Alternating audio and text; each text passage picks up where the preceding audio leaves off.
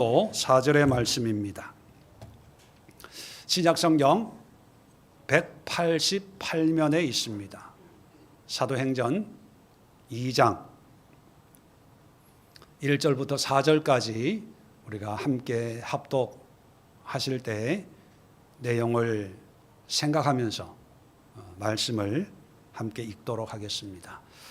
다 찾으신 줄로 알고 사도행전 2장 1절부터 함께 합독합니다. 시작. 오순절 날이 이미 이르매 그들이 다 같이 한 곳에 모였더니 홀연히 하늘로부터 급하고 강한 바람 같은 소리가 있어 그들이 앉은 온 집에 가득하며 마치 불의 혀처럼 갈려지는 것들이 그들에게 보여 각 사람 위에 하나씩 임하여 있더니 그들이 다 성령의 충만함을 받고 성령이 말하게 하심을 따라 다른 언어들로 말하기를 시작하니라. 아멘. 자, 이제 드디어 1장을 마치고 2장으로 이제 건너옵니다. 드디어 예수님이 승천하시면서 약속한 것을 받을 때까지 떠나지 말고 이 예루살렘에 머물러라 하신 그 약속한 것이 바로 성령이고, 이 성령이 오순절에 임하는 그 사건을 이제 2장에 기록하고 있습니다. 그래서 오늘 설교 제목은 오순절 날이 이미 이르매. 오늘은 오순절에 대해서 한번 생각해 보는 시간을 가지려고 합니다. 결과적으로 이제 40일 동안 예수님이 부활하신 다음에 제자들과 함께 생활하시다가 승천하셨고, 자, 승천 이후에 한 10일 정도 다락방에 모여서 기도했는데 이제 오순절에 성령이 임하게 되었죠. 그런데 하나님은 오순절에 성령을 이 120명에게 준 이 사건이 우연일까요? 아니면 하나님의 계획적인 의도가 있었을까요? 그런데 하나님만은 아시겠지만 결과적으로 보면 하나님의 어떤 의도가 있었겠지요. 왜 하필이면 오순절이었을까? 예수님이 승천하고 난 뒤에 그 다음날 성령이 임했을 수도 있고, 한 2, 3일 기도시키고 한 3, 4일 지난 뒤에 성령이 임했을 수도 있을 텐데 왜 굳이 오순절이었을까? 오순절에 성령을 주신 하나님의 의도에 대해서 우리가 한번 생각해 보면서, 우리 그리스도인들은 누구나 예외 없이 성령을 모시고 사는 성령의 전이 있는 그런 성도들이죠. 구약과는 달리 신약 시대에는 모든 믿는 자에게 예외 없이 성령이 임하여 있다고 성경은 말씀하고 있습니다. 그러면 왜 하나님은 우리에게 성령을 주셨을까? 그 이유를 오순절에 성령을 주신 하나님의 의도를 생각해 보면 좀 더 분명해지고 명확해지고 확실해지지 않을까 하는 생각을 가지고 있습니다. 성령 있어도 그만, 없어도 그만, 또 성령 주셨다고 하지만 나는 느끼지도 못하는 그런 성령, 우리가 신앙생활 하면서 교회라고 하는 어떤 공동체는 피부로 와 닿는데 성령 하면 막연해지고 어떤 특별한 기도 많이 하는 사람들, 또 은사 받은 사람들의 전유물처럼 여겨지는 이 성령의 임함이 하나님에게는 어떤 목적과 의도가 있을 것인가 하는 것을 제자들에게, 믿는 자들에게 처음 임하는 이 오순절의 성령 강림 사건을 통해서 하나님의 그 의도를, 또 성령이 임한 이유와 목적을 함께 생각해 보려고 합니다. 자, 오순절에 대해서는 여러분 신앙 상식으로 많이 알고 계시겠지만 오순이란 말 그 자체가 50이라는 뜻이죠. 50번째 날이라는 뜻입니다. 50번째라는 말은 어떤 한 기준이 있다는 거죠. 기준부터 세워서 50번째이기 때문에 그 기준이 어디냐? 6월절입니다. 6월절 다음 날부터 50번째 날. 그래서 신약에는 50이라고 하는 그 의미를 담아서 오순절이라고 부르고요. 구약 시대에는 77절이라고 불렀습니다. 한 주간이 7일이고 이 7일이 7번, 77이 49, 그리고 그 다음 날 오순절이거든요. 그래서 구약에는 77절이라고 부르고 또 어떤 경우에는 맥추절이라고 부릅니다. 이 맥추절이라고 부르는 것은 시기적으로 보리의 수확이 시작이 됩니다. 이 보리의 시작은 6월절이에요. 절기적으로 보면 보리를 수확해서 레위기 23장에 보면 그 수확한 보리 첫 단을 성전에 가지고 와서 하나님 앞에 요제로 드립니다. 요제는 흔든다는 뜻을 가지고 있어요. 흔들어요. 자, 그리고 나서 추수가 끝나면 그 다음에 추수하는 게 밀을 추수합니다. 이 밀을 추수를 하면 밀을 갈면 뭐가 되죠? 밀가루가 돼요. 이 밀가루로 떡을 만드는데 여러분 유일하게 절기 중에 이 떡을 만드는데 누룩을 넣어서 떡을 만들어서 하나님 앞에 드리는 날이 오순절이에요. 보통은 누룩하면 부정적입니다. 누룩을 제해라. 누룩 넣지 않는 무교병, 진설병도 누룩을 넣지 않아요. 근데 유일하게 누룩을 넣어서 떡을 만들어서 하나님 앞에 드리는 날이 오순절입니다. 그 얘기는 뭐냐 하면 풍성한 수확에 대한 감사, 기쁨을 얘기하는 것이요. 또 이 오순절은 유대인들에게는 아주 의미 있는 날인데 바로 출애굽한 이스라엘 백성들을 시내산에서 모세에게 율법을 준 날이라고 여기고 있습니다. 그래서 이 오순절은요, 물질적인 풍성한 수확과 함께 물질적인 그리고 율법을 받은 영적인 은혜의 그런 날이에요. 그래서 이 오순절은요, 이스라엘 사람들이 반드시 지켜야 될, 남자들은 하나님 앞에 성전에서 제사해야 될 3대 절기 중에 하나인데 3대 절기가 뭡니까? 첫 번째가 6월절, 두 번째가 순서적으로 보면 오순절, 세 번째가 우리의 추석의 의미가 있는 초막절 또는 장막절, 이 세 절기입니다. 그 세 절기의 한가운데 있는 날이 오순절이거든요. 근데 이 오순절 날 성령이 임했다는 것은 세 가지 의미로 우리가 생각해 볼 수가 있는데 첫 번째가 뭐냐면 말씀드린 것처럼 오순절은 밀의 수확기예요. 그래서 이 밀을 수확을 해서 가루를 내서 누룩을 넣어서 부풀어 오른 그 큼직한 떡을 하나님 앞에 가지고 와서 6월절에는 보리 단만 흔들었는데 떡을 요제로 드리는 날이에요. 그래서 풍성한 어떤 물질적인 그런 감사를 주님 앞에 드립니다. 그래서 오늘날도 유대인들은 오순절을 지킵니다. 요즘에는 어떤 식으로 지키냐 하면요, 요즘에는 이 농경 사회가 많이 바뀌어서 밀, 보리 이런 수확을 농사 짓는 게 아니고 요즘에는 포도를 심는다는 얘기는 뭐를 만들기 위함일까요? 와인, 포도주를 만들어요. 그래서 이 오순절이 주로 5월 달에 있거든요. 5월 달에 수확하는 게 포도입니다. 포도. 그래서 5월 달 이스라엘 여행을 하면 이스라엘에 유명한 게 올리브도 있지만 포도 산지가 유명하거든요. 그래서 이 포도 산지마다 무슨 행사를 하냐면 와이너리 축제를 합니다. 포도 축제. 저는 먹어보지 못했지만 이스라엘산 포도주가 맛있답니다. 유명하대요. 그래서 각 지역마다 포도와 포도주로 이제 축제를 하면서 이제 치즈도 과일도 먹고 이러면서 아주 축하를 하고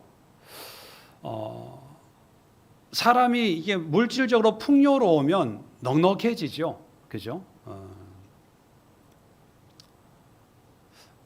저희 가정에 저희 누님이 5분이 있는데요. 이 5분의 결혼식이 거의 겨울이나 봄에 많이 이루어졌어요. 왜 결혼식이 봄에 많이 이루어지는지 여러분 아세요? 이유는 단 하나입니다. 가을 농사 끝나고 그래야 돈이 생기니까. 그래야 혼수하고 뭐 이렇게 돈이 돌거든요. 여러분 시골에 사신 분, 농사 지어 보신 분들 알겠지만 요즘 월급 생활이지만 옛날에는 모든 지출이 어디에 집중되어 있냐면 가을에 가을 거지를 끝나고 추수를 한 다음에 그래야 목돈이 나오면 그걸로 뭐 농약값도 내고 뭐 빌린 거 갚고 뭐 시집도 보내고 장가도 보내고 뭐 이렇게 하는 거예요. 이 추수라고 하는 그 절기가 어떤 의미냐면 물질의 풍성함과 또 물질적인 거에 관심을 가지고 또 추수가 끝나면 시간이 많으니까 어떤 게 분주해집니다. 누구 만나야 되고 가야 되고 그래서 이 오순절이라고 하는 이 절기의 분위기는 다분히 물질적인 거예요. 하나님이 우리에게 얼마나 많은 은혜를 주셨나. 그 은혜가 자꾸 물질로 측량하기 시작합니다. 농사가 잘 됐나 안 됐나. 떡이 크냐 작냐 뭐 이런 식으로. 그래서 이스라엘 백성들이 예수님 당시에도 유월절을 지키기 위해서 이제는 전 세계에서 모이지 않습니까? 전 세계에서 모일 때 그들 나름대로 어떤 감사와 기쁨과 또 하나님에 대한 기대를 가지고 나오는데 다분히 오순절의 기대와 감사는 물질적인 거에 있어요. 성지에 가서 예배 드리면 하나님이 풍성케 축복해 주지 않을까 그런 기대와 소망이 있는데 자 그런 절기가 점점 다가오는데 한 무리가 있습니다. 다락방에 모여 있는 120명의 이 무리들이 이 오순절이 다가온다는 것을 너무나 잘 알고 있겠죠. 자 그런데 예수님의 말씀에 순종해서 고향으로 돌아가지 않고 기도하고 있습니다. 자 하루 기도하고 이틀 기도하고 3일 기도합니다. 그런데 성령이 언제 임할지 모르는 거예요. 기미도 없어요. 그런데 달력을 보면 오순절이 다가오는 거예요. 그러면서 예루살렘 골목을 살펴보면 사람들이 웅성웅성 명절을 지내려고 어떤 물질적인 들뜬 기분으로 감사한 마음으로 그렇게 사람들이 모여들기 시작하는 거예요. 자, 그러면서 이 사람들은 이제 혼란에 빠집니다. 우리도 오순절 절기를 지켜야 되는 거 아니야? 기도한다고 돼. 말씀에 순종해서 기도하는 거는 기도하지만 또 명절이 다가오니까 명절도 지켜야 되는 거 아니야? 이렇게 다락방에 모여서 기도만 한다고 돼? 그런 생각이 들겠죠. 사람인지라.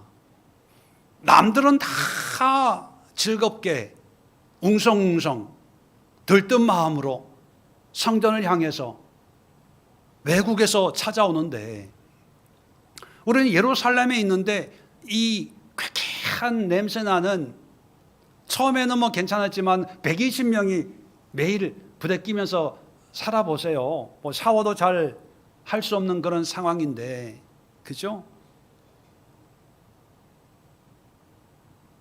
이럴 때 이 120명의 사람들을 가지고 있는 생각은 아마 복잡했을 거예요. 어떤 사람은 그렇게 생각했겠죠. 오순절 지키고 나서 그 다음 날 또 그 다음부터 기도하면 되지 뭐. 근데 성경은 뭐라고 얘기합니까? 오순절까지 1절에 보니까 그들 다 같이 한 곳에 모였더니 한 사람도 이탈되는 사람이 없어요. 왜 이탈하지 않았을까요? 뭘 위해서? 성령을 위해서. 세상은 물질, 풍요로움, 기쁨, 감사, 뭐 이런 분위기 속에 휩싸이는데 이 120명은요 오직 하나, 뭐예요? 성령, 영적인 거에 집중했다는 겁니다. 오늘날도 옛날에는 오순절만 이 물질적인 풍요로움을 만끽하는 날이었다면 오늘날 제가 보면요, 오늘날은 매일인 것 같아요. 매일매일 물질, 주식이 올랐냐 내렸냐, 얼마를 벌었냐, 얼마 손해봤냐, 뭐 다 이 세상이 다 물질적인 그런 기준으로 잘 사냐 못 사냐, 성공했냐 성공하지 못했냐, 이런 걸로 서로 비교합니다. 자, 이런 시대 속에서 예수 믿는 사람으로서 하나님을 예배해야 돼, 교회 가서 기도해야 돼, 말씀 공부해야 돼. 이럴 때 무슨 생각이 들어요? 기도한다고 돼? 예배 드린다고 돼? 말씀 공부한다고 뭐가 나와? 아니, 세상은 하루아침에 몇 억을 벌고, 뉴스 보니까 고등학교 때 공부 안 하고 팽팽 놀다가 취업을 하고, 취업해서도 설렁설렁 다니는데 6억을 준대요. 뭐 삼성전자에서는 상여금 뭐죠? 그 일 잘했다고 회사 돈 많이 벌었다고 이렇게 주는 그런 돈이 있다면서요. 그런 관점에서 보면 기도할 게 아니라 하이닉스 이런 데 취업을 해야 돼요. 삼성에 취업을 해야 돼요. 성경 보고 예배 드릴 게 아니라 누구보다 더 빨리 일을 해야 돼요. 그래야 먹고 살고, 그래야 집도 큰 집에, 차도 좋은 차에 사람들 인정받지. 허구 헛날 기도해? 멍청한 거 아니야? 정신없는 거 아니야? 아마 이렇게 봤을 거예요. 오늘날도 그럴 거고요. 어쩌면 여러분들도 아마 그런 생각으로 어쩔 수 없이 예배 드리러 나왔지만, 예배 드린다고 뭐 되는 게 뭐가 있어? 결국은 내가 해야 될 거고, 내가 열심히 해야지 뭐. 그런 마음으로 나와 있는 분도 모르겠어요. 없다고 생각하지만 있을 수 있습니다. 2000년 전 오순절 마가의 다락방에 기도하던 사람이나 2000년 후 지금 예배드리는 모든 그리스도인의 어떤 그런 마음이나 대동소이해요. 별로 달라진 게 없어요. 그런데 문제는 뭐냐? 하나님은요, 이런 물질적인 시대에 물질에 매여 있는 사람들에게, 그것을 초월해서 오직 성령을 사모하는 사람들에게 성령이 임했어요. 물질 필요 없다는 얘기가 아닙니다. 물질 필요해요. 먹고 사는 거 중요하지 않다는 얘기 아니에요. 중요해요. 사업하고 일하고 기업 운영하고 다 중요해요. 중요하지 않다는 게 아닙니다. 삶은 누구나 다 살아야 될 어떤 현실이에요. 그런데 하나님이 이 오순절날 성령을 주셨다는 얘기는 이제 너희 지식으로, 너희 생각으로, 너희 경험으로 살지 말고 내가 주는 나의 영, 그분이 성령 아닙니까? 성령으로 살아라, 영적인 원리로 살아라 라는 의미로 성령을 주셨다는 거예요. 그렇다면 사업을 해도 성령의 도움을 받아야 됩니다. 공부를 해도 성령의 도움을 받아야 돼요. 직장생활을 해도 목회를 해도 성령의 도움을 받아야 됩니다. 그 도움을 받으려면 어떻게 해야 됩니까? 성령을 사모하고 하나님의 말씀에 순종하고 하나님의 뜻에 복종하는 그런 시간, 그런 과정을 가져야 된다는 것입니다. 평생 다락방에 있는 거 아니에요. 평생 사람들 안 만나고 고향 안 가고 다락방에 모여서 그냥 기도만 하고 예배만 드리는 거 아닙니다. 성령 받고 다 나왔어요. 다 이제 흩어져서 복음을 전해요. 자신의 삶의 현장으로 다시 돌아갑니다. 그런데 하나님은 물질적인 생각에 사로잡혀 있는 사람들에게 그게 중요한 게 아니야. 그게 욕심이야, 미혹이야. 물질을 물질답게, 사업을 사업답게, 기업을 기업답게 운영하려면 네 욕심, 네 지식, 네 경험이 아니라 내가 주는 성령으로, 성령의 인도함을 받으려면 성령을 받아야 돼. 근데 그 성령을 주시는 날이 가장 물질적인 날이에요. 왜요? 120명은 그런 물질에 미혹되지 않았거든요. 그런 자기 이성, 합리적인 생각에 타협하지 않았거든요. 사람들은 들떠 있어도 나는 오직 기도하리라. 말씀에 순종하리라. 여러분, 제가 여러분들의 도전을 줍니다. 요즘 삶이 그렇게 쉽지가 않아요. 문제가 있고 어려움이 있죠. 그 어려움을 여러분 한번 성령을 사모하면서 성령이 주시는 지혜와 총명으로 그 문제를 극복하려고 여러분 좀 세상의 뉴스, 분주한 것, 내 생각 이걸 좀 내려놓고 정말 잠잠히 하나님께 기도하면서 말씀과 또 성경과 예배와 기도의 어떤 그 시간을 한번 가져보세요. 자꾸 누구 만나러 다니고 뭐 모임을 가고 뭘 하고 내가 뭔가 분주한 삶을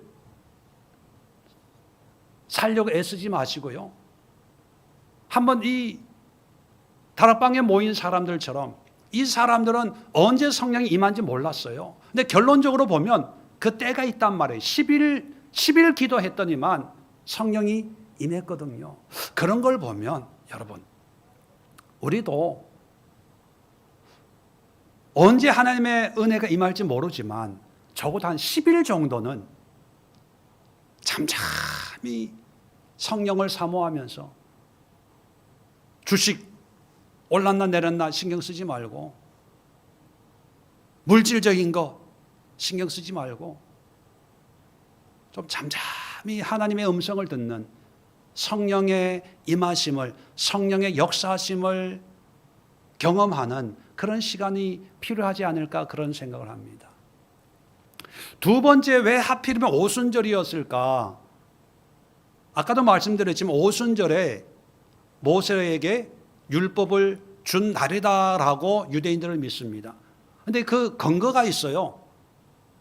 유대인들의 성경에는 여기에 대한 분명한 근거를 가지고 있기 때문에 유대인들이 그렇게 믿는 거예요. 그 근거가 어디냐 하면 출애굽기 19장 1절에 보면 우리 성경에는 이렇게 기록이 되어 있습니다. 이스라엘 자손이 애굽 땅을 떠난 지 3개월이 되던 날 그들이 시내 광야에 이르니라. 자, 시내 광야에 이르렀다는 것은 시내산에 도착했다는 거예요. 그 다음에 이제 모세가 시내산에 올라가서 하나님을 이제 만나고 율법을 받는 그런 장면이 이어집니다. 그런데 우리 성경에는 애굽을 떠난 지 3개월 되던 날, 3개월이라고 번역을 했는데 유대인의 성경에는요 어떻게 번역이 됐냐면 3개월이 아니라 세 번째 달로 번역이 되어 있어요. 세 번째 달.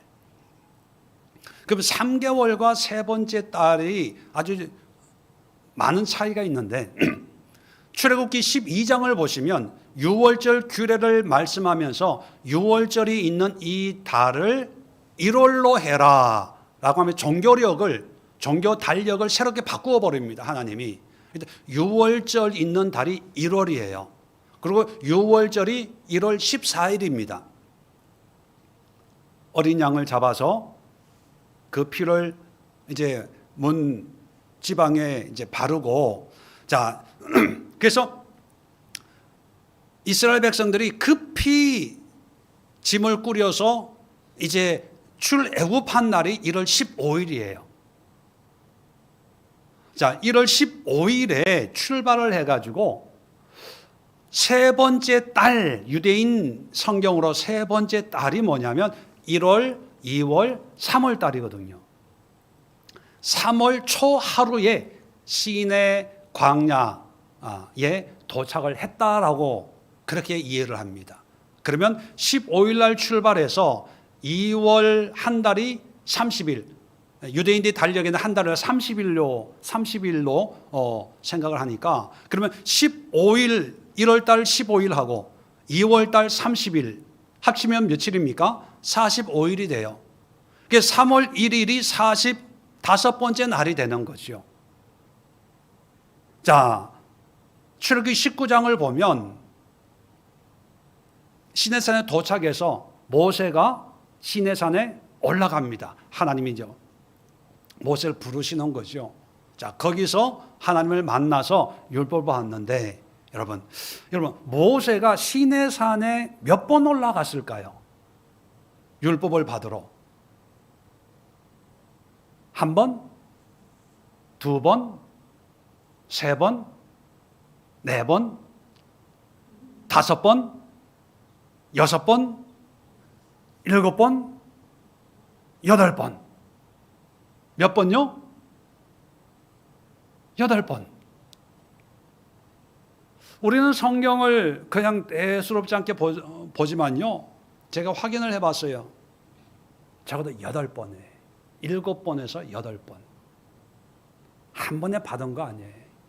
19장 잘 읽어보시면 올라와라 하고 올라오면 이제 백성들에게 거룩하게 해라. 네 백성을 거룩하게 해라.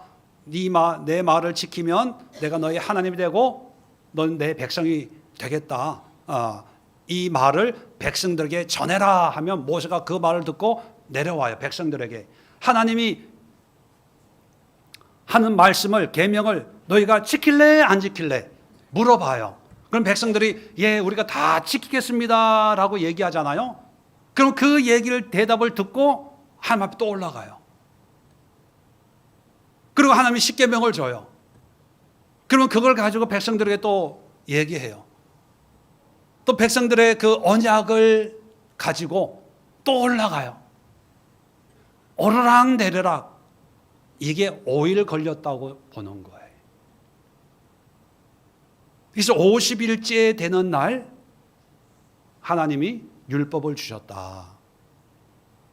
그래서 지금도요, 오순절이 되면 아까 말씀드린 건 포도주를 마시면서 뭘 하냐? 성경을 읽어요.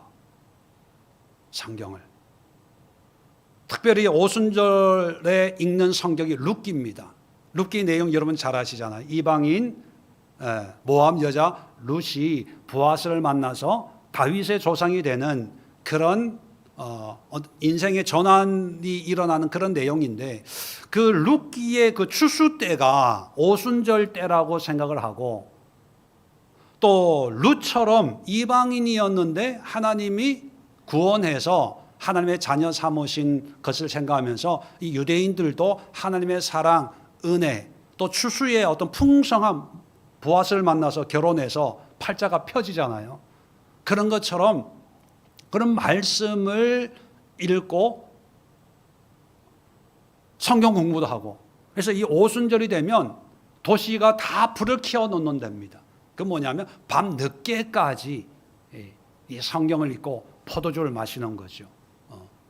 그런데 이런 율법을 받았다는 이런 의미가 있는 오순절날 성령이 임했다는 것은 어떤 의미일까요? 여러분, 유대인들의 율법은 무엇보다도 중요한 거 아닙니까? 그죠? 근데 사실 이 율법이라고 하는 것은 하나님이 이스라엘 백성들을 가나안 땅에 인도해서 하나님의 나라를 세워서 하나님을 예배하는 그런 백성의 삶으로 구별시키는, 이 구별이 성경적인 용어는 거룩입니다. 거룩한 삶을 살게 하는 가장 기본적인 기준이 율법 아닙니까? 먹어라, 먹지 마라, 해라, 하지 마라.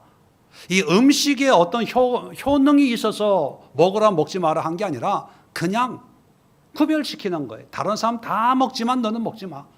다른 사람은 다 안 먹지만 너는 먹어. 구별시키는 거예요. 하나님의 백성으로. 근데 이 율법이 지키기 쉬워요? 어려워요? 어려워요. 그리고 율법의 특성상 지키면 복을 받지만 지키지 않으면 심판받아야 됩니다. 그 사건을, 이런 사실을 단적으로 보여주는 사건이 율법을 받았을 때 한 사건이 일어납니다. 모세가 율법 받으러 갔을 때 들락날락 해야 될 이 모세가 안 나타나는 거예요. 그러니까 사람들이 걱정하는 겁니다. 야, 모세가 안 나타나니까 무슨 사고가 있나 보다. 그러니까 우리를 인도해낸 하나님을 우리가 한번 만들어 보자 해서 만든 게 뭡니까? 금송아지예요. 야, 요즘 금값 대단한데 그 금송아지 참 시가로 엄청난 고가였을 것 같아요. 자, 그 금송아지 사건을 통해서 결국 하나님이 심판하시고 이스라엘 백성들을 죽입니다. 몇 명 죽었는지 기억나세요? 물론 여러분 그때 안 계셔서 잘 모르겠지만 몇 명이 죽었냐? 3,000명이 죽어요. 이게 율법의 특징입니다. 율법은 살리기 위해서, 생명을 주기 위해서 율법을 주었지만, 근데 우리 인간이 연약하기 때문에 그 생명의 율법이 오히려 도리어 우리에게는 심판과 죽음의 기준이 되고 마는 거예요. 율법은 부담스러운 거예요. 자, 그런데 예수님이 승천하시면서 내가 성령을 주겠다, 기다려라 해서 기다렸는데 마침 오순절이에요. 오순절. 근데 이 오순절 마가의 다락방에 성령이 임하는 모습을 구약의 시내산에 임하는 모습과 비슷하게 그렇게 하나님이 역사를 하셔요. 장소는 다르지만 시내산은 불이 있었잖아요. 하나님의 영광의 불. 오순절 임할 때도 성령이 어떤 모습이었어요? 불의 혀같이 갈라지는 불의 모습이에요. 그리고 차이점은 시내산이라고 하는 특정 장소가 있지만 다락방, 장소의 의미가 없어요. 누구의 다락방 이렇게 지칭하지 않는 이유가 뭐냐면 모든 자의 다락방일 수 있다는 얘기예요. 그리고 구약에는 모세 한 사람이지만 여기는 120명이에요. 모세가 누굽니까? 하나님의 부름받은, 택함받은 사람이에요. 그런데 마가 다락방에 있는 사람은요, 여자, 남자, 시골 사람, 도시 사람, 많이 배운 사람, 적게 배운, 구분이 없어요. 누구나, 누구에게나 임할 수 있다는 거죠. 그런데 가장 중요한 차이점이 있습니다. 시내산 율법으로 말미암아 금송아지 사건 때문에 3,000명이 죽었습니다. 그런데 오순절 마가의 다락방에 성령이 임함으로 나중에 베드로가 설교했을 때 몇 명이 구원받아요? 몇 명이 구원받아요? 3,000명이 회개하고 주께 돌아와요. 구약의 오순절에는 3,000명이 죽었는데 신약의 오순절에는 3,000명이 구원받아요.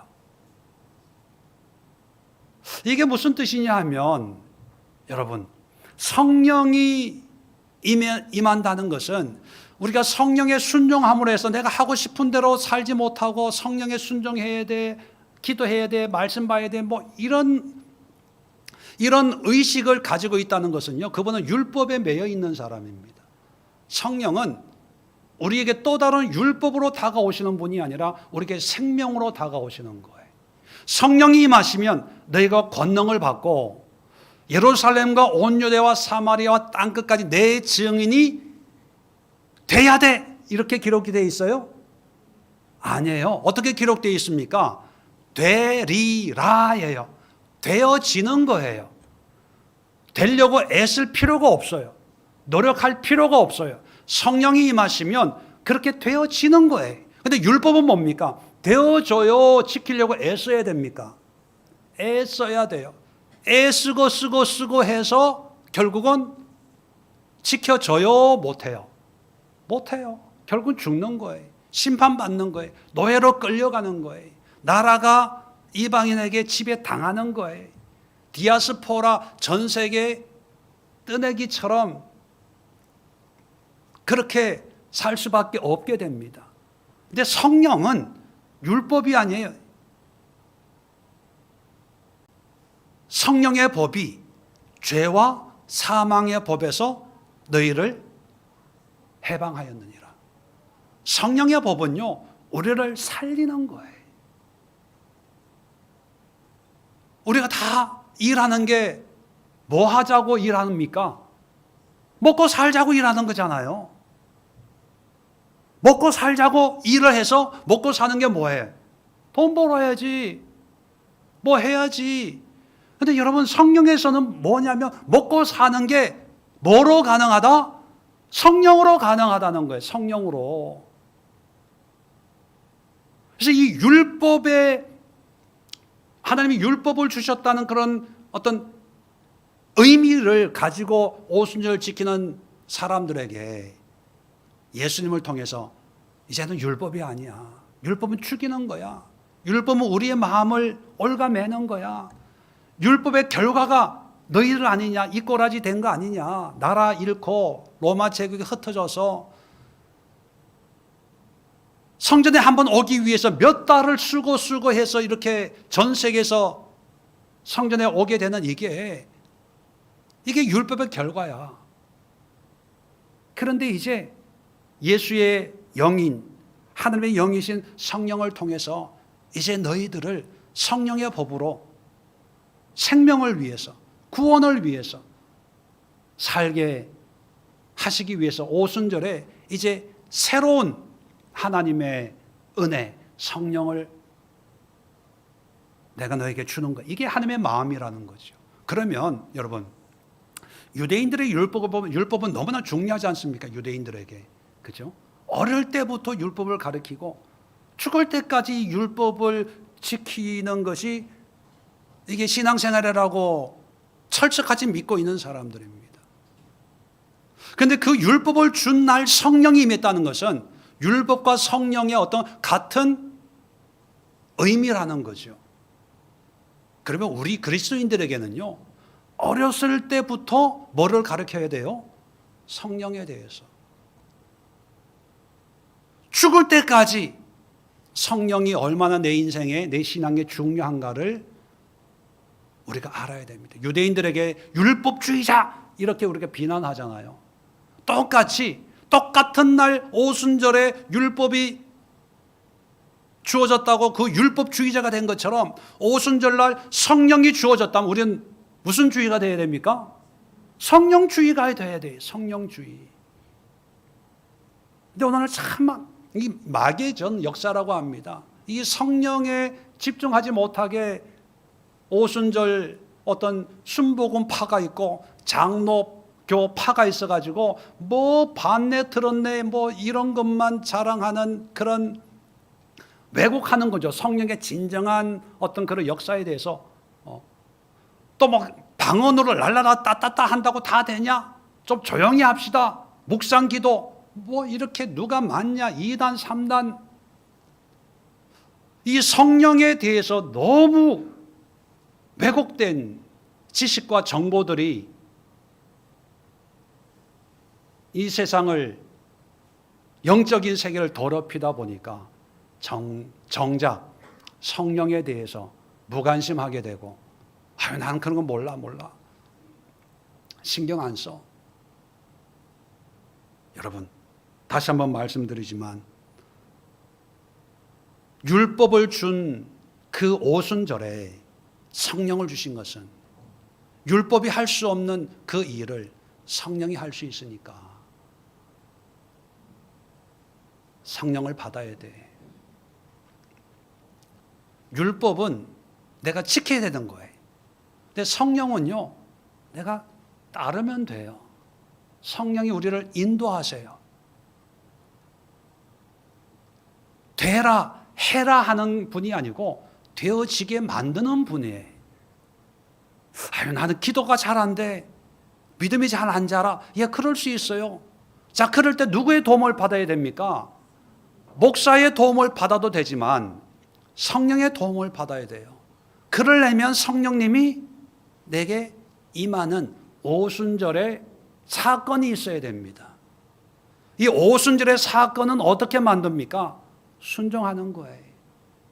궁둥이가 아프고 다리에 쥐가 나고 해도 사모하면서 집중하면서 성령이 임하는 그때까지 몸부림쳐야 되는 거예요.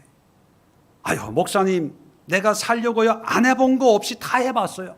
예, 그럴 수 있어요. 그 딱 하나 더 해볼 게 뭐 있어요? 뭡니까? 성령. 요즘에는 성령보다 의사의 말을 더 믿어요. 요즘은 성령님보다요 옆에 있는 사람의 말을 더 믿어요.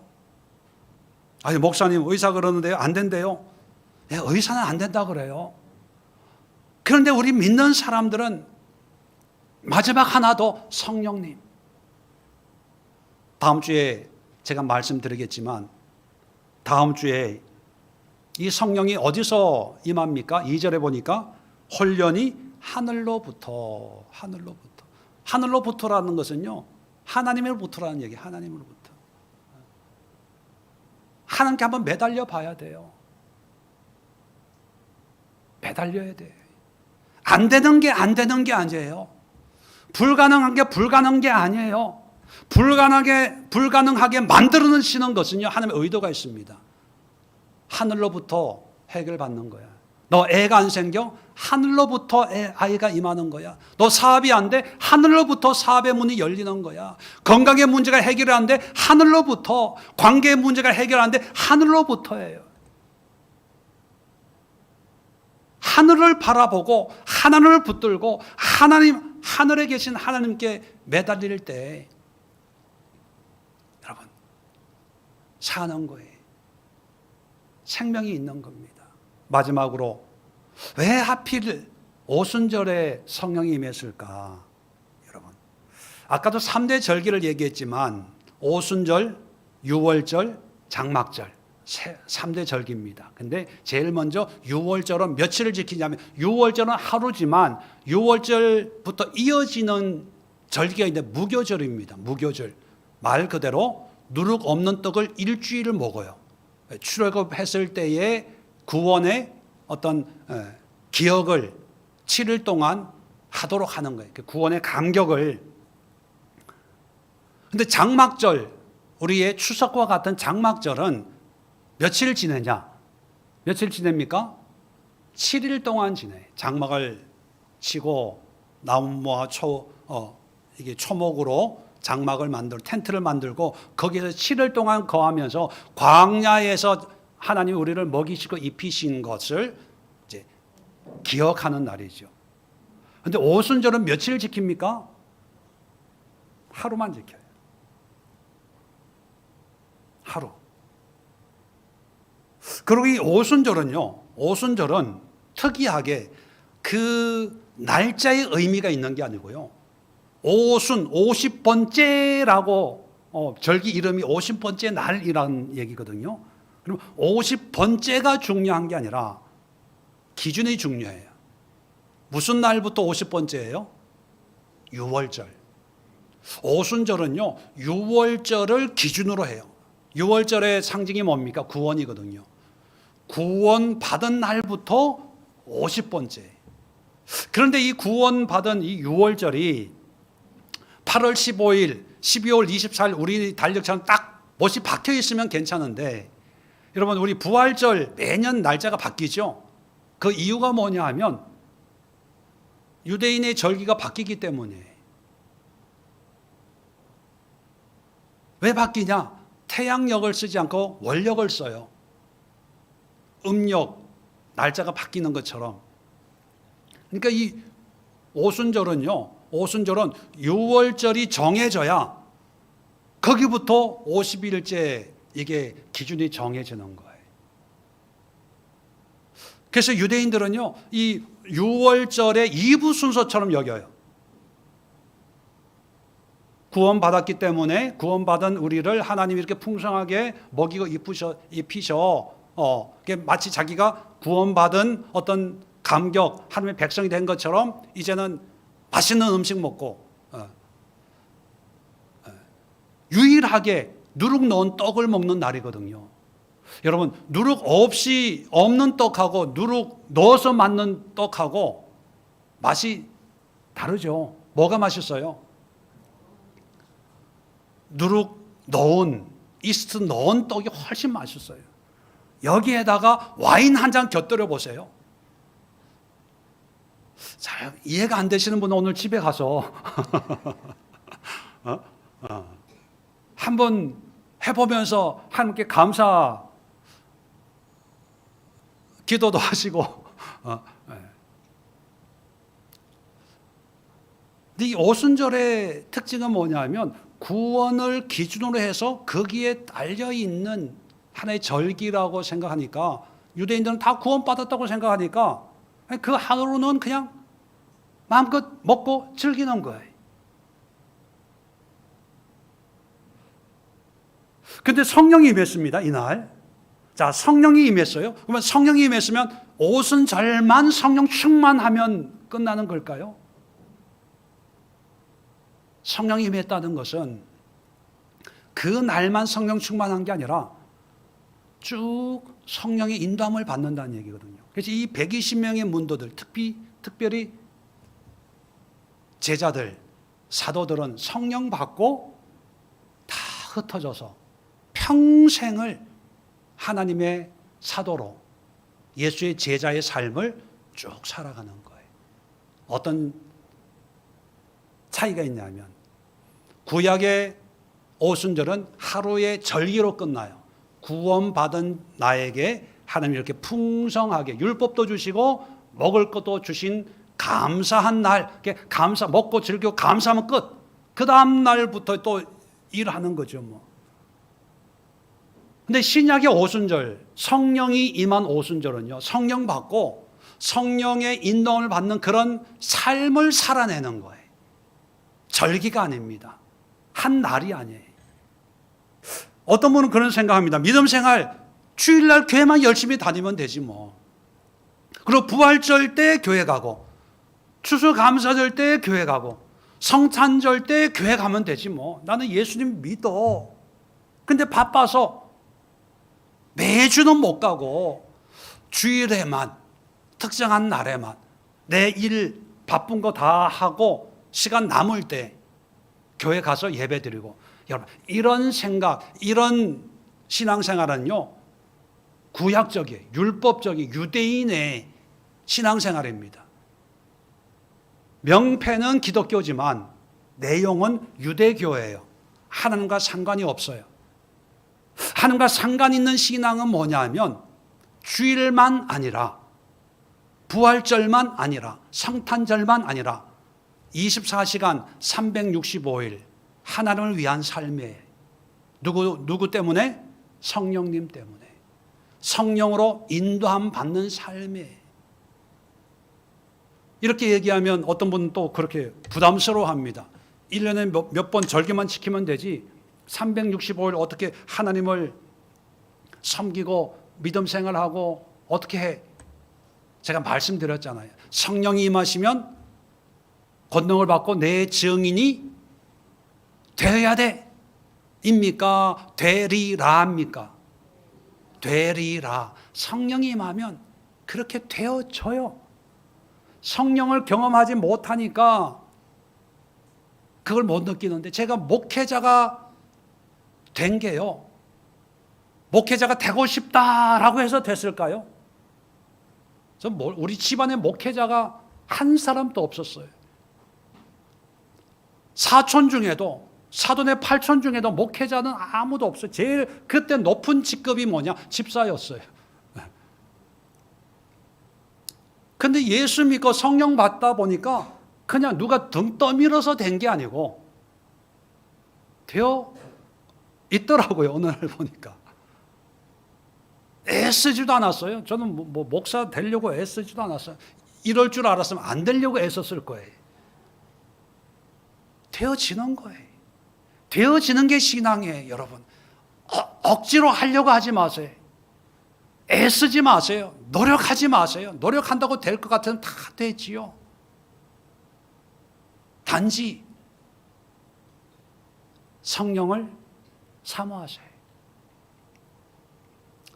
성령의 마음을 두세요. 뭐 성령을 사모하기 위해서 뭘 또 해야 됩니까? 여러분, 방법을 얘기하는 게 아니에요.